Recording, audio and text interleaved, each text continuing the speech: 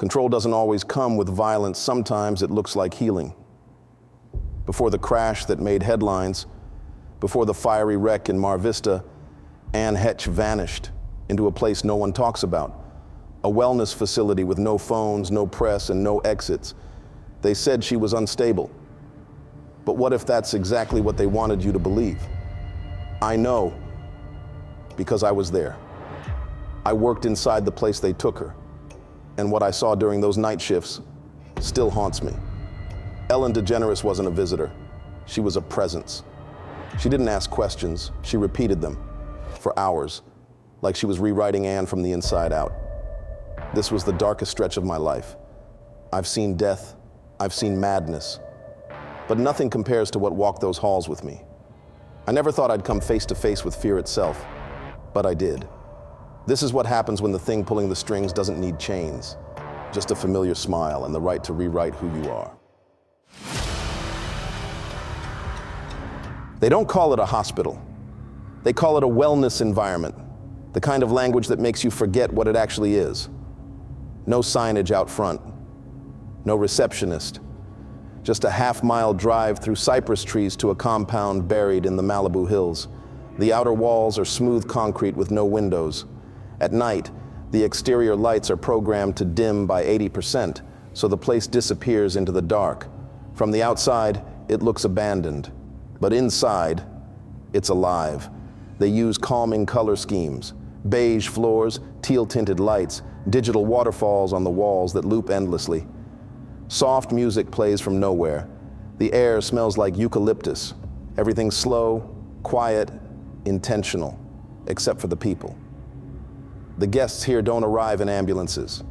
They come in black SUVs, often at night, escorted by handlers who speak in code and wear lanyards with no names. The clients don't go by names either, just numbers, sometimes initials, sometimes nothing. They're all here for the same reason: recalibration. That's the word they use. I was told it's a corrective sanctuary for high-profile individuals who need structured healing. But healing's not what happens here. I know that now. My name's not important. I work nights. I was hired as a tech in my early 30s. I'd bounce between a couple of psych centers in LA. Nothing glamorous. The pay here was double what I'd made before. No public record of employment, no outside contact. You sign the NDA, you don't ask questions. That was fine with me. I wasn't trying to be a hero. I wasn't chasing ghosts. I just wanted a job that let me disappear for a while, keep my head down, do the rounds, go home. I didn't know what I was stepping into. They assigned me to Level 3 East, which they said was non-circulating individuals. Translation: people you don't post about, people whose names don't show up on any files. If they died here, the world wouldn't even blink. My job was simple: monitor vitals, make hourly notes, and submit incident reports if anyone had an identity event, which usually just meant resisting the process. But sometimes the guests would break in quieter ways. I'd find them sitting in dark rooms, whispering to no one, or tracing shapes into the floors with their fingers for hours. I told myself it wasn't my place to ask why, until they brought her in. It was around 3:10 a.m. on a Tuesday when I first saw her. She arrived through the south gate, the one with no cameras. A black SUV pulled up, and two staffers I didn't recognize escorted her inside. No stretcher, no restraints, just quiet urgency. Her face was bruised, but her posture was proud. She moved like someone trying to walk through pain, without giving it the dignity of slowing her down. They logged her in as guest 7. That's all we were allowed to call her. But the second I saw her face, I knew who she was: Heche. And she didn't look broken. She looked angry. The first few nights, she didn't sleep. Not once. She'd pace around her room from 2 a.m. to sunrise. She spoke under her breath, sometimes to herself, sometimes to someone who wasn't there. The mic feed didn't pick it up clearly, but I'd catch phrases here and there. I remember everything. She's trying to rewrite it. He knew. That's why they took him. She never said who she was, but I had a guess. 3 nights later, I was doing rounds in East Wing when I saw something I wasn't supposed to see. I'd taken a shortcut through the main lounge, which is normally off limits after midnight. The lights were low and the room was empty, except for 2 figures walking slowly down the hallway that led to reconciliation. One of them was Anne. The other was Ellen DeGeneres. She was wearing black scrubs with no badge. Her posture was relaxed. Her hand rested lightly on Anne's shoulder, guiding her forward like a caretaker. Anne didn't resist. She didn't speak, but her body language told me she didn't want to be there. They passed under a motion sensor light, and for just a second, Ellen turned her head toward me. Her face was soft, sympathetic, but her eyes were locked on me the whole time, as if she'd known I was there all along. She didn't say anything. She didn't have to. I turned away before they reached the double doors to reconciliation. I knew what that room was for. I also knew nobody ever came back from it the same. I went back to my station and pretended like nothing happened. Didn't mention it in the log. Didn't flag it in the system. I just sat there staring at the wall clock, feeling the cold creep into my chest. Whatever was happening here, it had nothing to do with healing. 3 days passed before I worked another shift. I hadn't planned to return, not after what I saw. But this place had a way of pulling you back in. Maybe it was the pay. Maybe it was the silence. Maybe I just wanted to know more. That night felt different. Too quiet. The air itself felt tense. I was making rounds when I saw them again. Anne and her. They moved through the east corridor. Same path, same pace. Anne walked slower this time. She didn't look drugged, just drained. Her arms hung at her sides, her eyes fixed on the floor tiles as if counting them. Ellen, on the other hand, looked exactly the same as before. Controlled, calm, dressed in black. No badge, no clipboard, no need for either. They passed a locked door near the south wing, Reconciliation Unit 3, then disappeared inside. I knew if I followed them directly, I'd be seen. So I tried something different. There's a side room in East Storage, barely used except for stacking old equipment. Years ago, someone had mounted a wooden crate beneath a ventilation shaft for a better airflow reading. I'd done maintenance in there once. I remember that if you climbed it just right, you could see through the grate into the corridor outside Reconciliation. It wasn't much, just a narrow view. But tonight, it was enough. I climbed slowly, carefully, holding my breath as I steadied myself. From this angle, I could see straight into the room. Anne's voice came first, furious, sharp. "Yes, I remember everything, and I cannot wait to out you, bitch." A pause. Then Ellen, calmly, too calmly. "Do you remember our relationship?" Anne's voice spiked again, hoarse now. "I remember you isolated me. I remember you ruined me. I remember you tried to erase me." Another pause. Ellen again, "Do you remember our relationship?" And again, and again, and again. Anne kept screaming, crying, raging, and every time she stopped, whether to breathe or weep or simply shake, the question came again. "Do you remember our relationship?" Over and over, always with the same tone, not harsh, not even demanding, just rehearsed, like a lullaby from someone who never learned how to feel anything real. Anne finally lifted her head. Her voice was small, cracking. "Please stop." Ellen's reply came like a knife slipping under skin. "What did you tell Twitch?" The change in Anne was immediate. She stiffened, her eyes filled with panic. "He had nothing to do with it. Please, don't hurt him. Please." Ellen didn't move. "What did you tell Twitch?" she asked again. Anne began to cry, real, body-shaking sobs. But Ellen didn't blink. "What did you tell Twitch?" Over and over, for 3 hours. My legs were screaming. The crate under me creaked with each breath I took. I hadn't moved in so long, my skin felt numb. My fingers trembled as I braced against the edge of the vent. Anne had stopped crying by then. She was just slumped forward in the chair, whispering to herself. Ellen remained perfectly still. Then, Without warning, she turned toward the wall, and I made a mistake. My shoe scraped the metal duct just slightly, just enough to echo. Ellen's head snapped toward the vent. She didn't speak. She walked slowly to the far corner of the room, right beneath the shaft. She tilted her head, and then she leaned in and inhaled, like she was smelling the air, or me. Then she just stood there, frozen. 10 seconds, 20.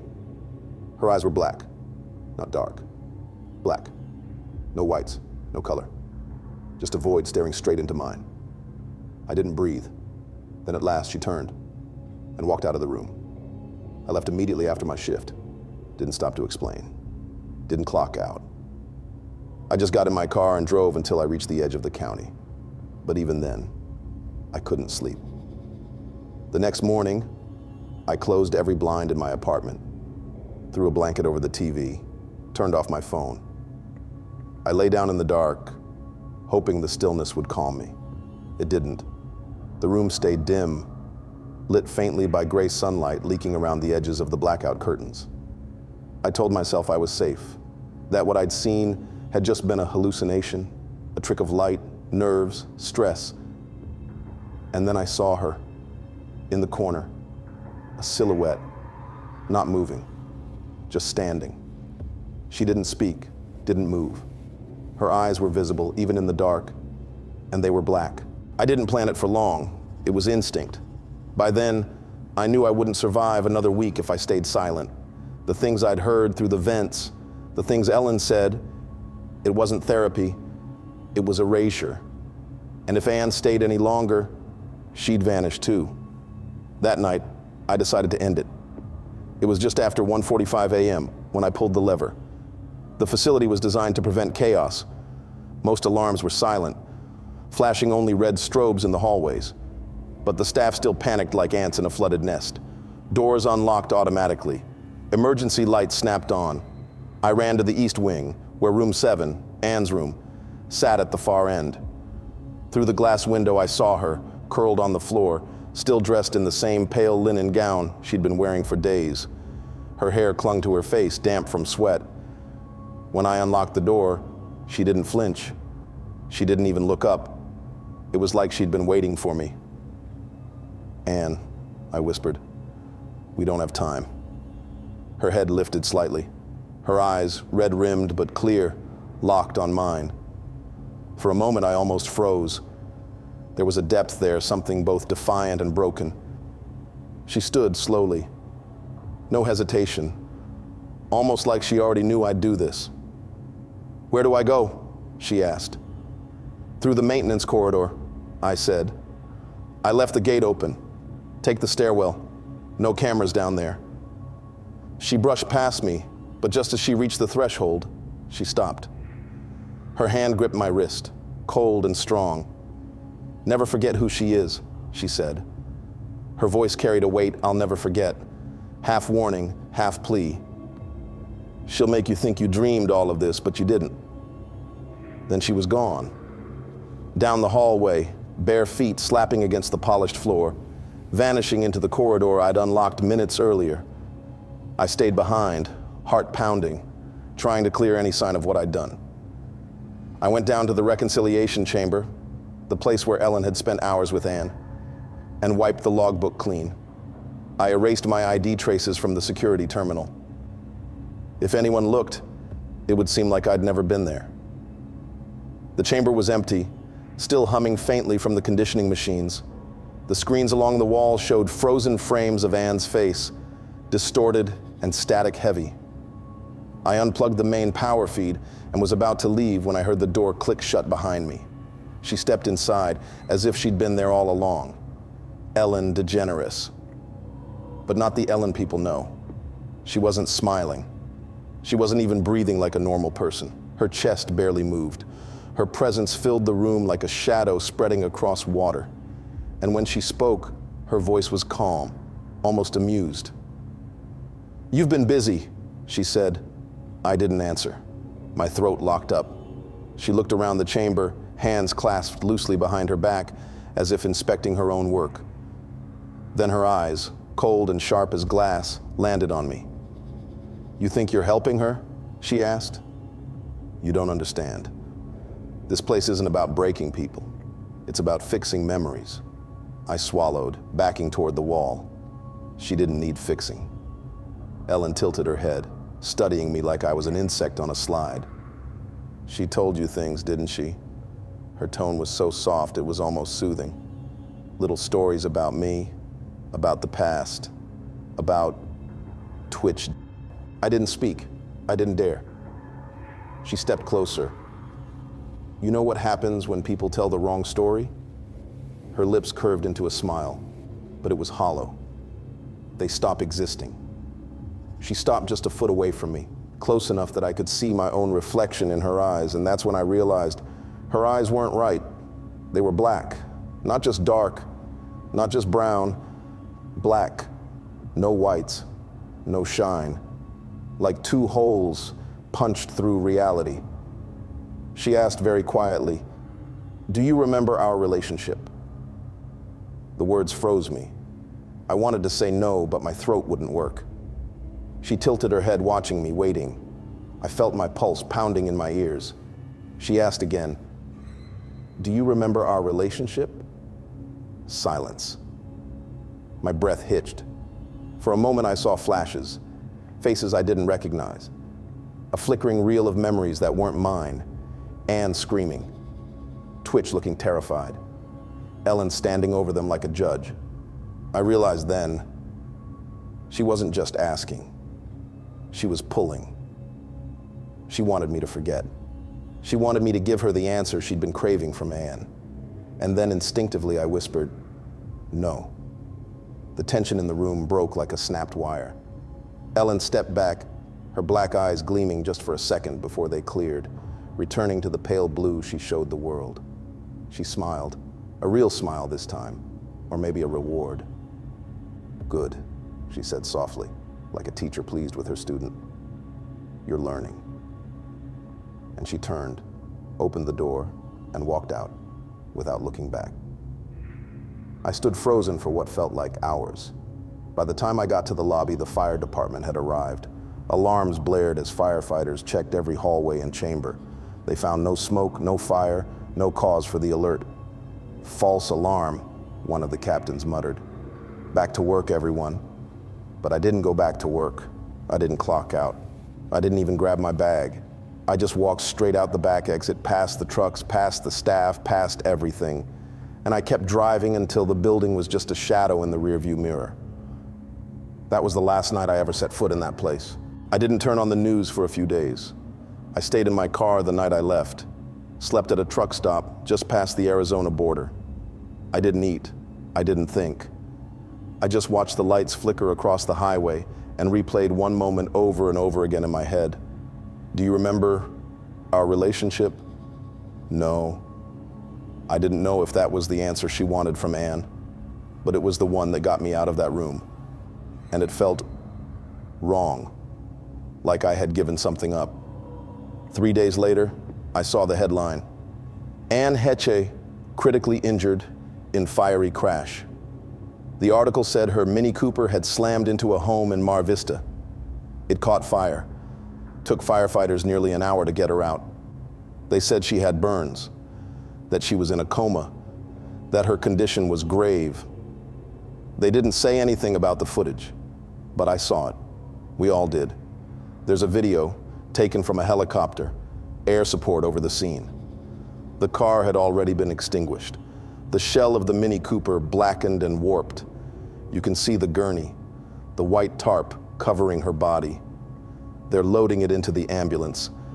And just as they reach the back doors, she sits up, violently, furiously, like someone being pulled out of a nightmare. The paramedics jump back. You can hear someone gasp on the helicopter feed. They try to hold her down, but she's fighting, struggling, like she knows this is it. Like she knows she was supposed to be gone already. They sedate her seconds later, and the tarp falls back over her face. I stared at that clip for hours, and all I could think about were her words to me the night she ran. "If I move, if you see me move, That means I'm still trying. She was still trying. Even then, they said she died days later. But the timeline doesn't make sense. First they said her condition was stable, then they said it was critical, then brain dead, and then just like that, gone. But the records shifted too fast. Her room sealed, her name scrubbed, her final podcast episodes pulled, the documentary she was working on, gone. And Ellen? No comment, no tweet, not a single public word. 4 months later, it happened again. This time it was Stephen Twitch Boss, found dead in a hotel less than a mile from his home. No note, no warning, no explanation. They said suicide, but the front desk said he didn't seem distressed. Security said they never heard the gunshot, and the timeline again didn't line up. He checked in with a bag, sat at the edge of the bed, and vanished from time. I remembered what Ann said that night in the chamber. Before the whisper, "What did you tell Twitch?" It was always about the tape. Something she gave him, or showed him, or said. Maybe she was trying to warn him. Maybe she did. And maybe that's why they're both gone. I started seeing things after that. Not ghosts, not people. Just signals. Blacked out license plates following me for too many miles. An envelope on my doorstep with no return address. Just a Bible page torn down the middle. The same passage James used to tuck under her door. And the light shineth in darkness, and the darkness comprehended it not. John 1:5. There was no note inside, just that. And once, only once, I thought I saw her in the reflection of a store window. Blonde hair, hospital gown, red-rimmed eyes. But when I turned around, no one was there. I know what people say. They say I'm making it up, that I'm mentally unwell, that maybe I took in too much of Ann's paranoia. But I know what I saw. I know what I heard, and I know what she told me. She'll make you think you dreamed all of this, but you didn't. There's one more clip I need you to see. From the Ellen show. Diddy's on stage, joking with Ellen and Twitch. The crowd laughs, claps, eats it up. Then Diddy says, "I got tapes," and Twitch freezes. You can see it in his face. Something breaks. And Ellen? She turns her head and stares at him like she's about to devour him. The smile on her face doesn't move. Not once. It's like it's carved in place. You think I'm the first to talk? There were others. People who worked inside. People who knew. They're just gone now. Some of them quit. Some of them vanished. Some of them forgot. And that's the scariest part. Because Ellen doesn't need to kill you. She just needs you to forget. I haven't told anyone where I am now. No more phones, no more interviews, no more names. But I wrote all of this for one reason. Because Ann remembered, Twitch remembered, and now they're both buried. So I'll ask you, do you remember Ann and Ellen's relationship? Let me know in the comments.